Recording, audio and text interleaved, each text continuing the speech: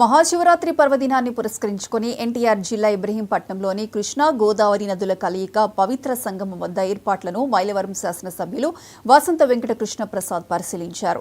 ఘాట్ల వద్ద మెట్లపై కాళ్లు జారకుండా మెట్లను శుభ్రపరుస్తున్న పనులను, జల్లు స్నానాల కోసం జరిగిన ఏర్పాట్లను పరిశీలించారు. ఈ సందర్భంగా ఆయన మాట్లాడుతూ పవిత్ర సంగమం వద్ద సుమారు 50,000కు పైగా భక్తులు వచ్చే అవకాశం ఉందన్నారు.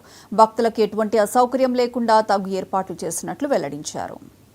ఇబ్రహీంపట్నం పవిత్ర సంగమంలో రేపు మహాశివరాత్రి పర్వదినాన్ని పురస్కరించుకొని భక్తులు పెద్ద ఎత్తున పుణ్యస్థానాలకి వచ్చే అవకాశం ఉంది కాబట్టి ఇక్కడ ప్రభుత్వం తరఫున మున్సిపాలిటీ గారు ఏర్పాట్లు చేస్తూ ఉన్నారు. ఘాట్లు అన్ని శుభ్రం చేయించడం, ఇదంతా లైటింగ్ ఇదంతా సర్జరీ పూర్తయింది. అట్లాగే పడవలు అత్యవసర సేవలు అందించడానికి తగ్గ ఏర్పాట్లు అన్నీ చేస్తున్నాం.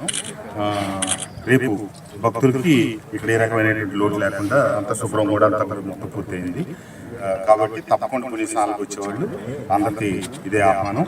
అందరికీ ముందస్తుగా మహాశివరాత్రి శుభాకాంక్షలు.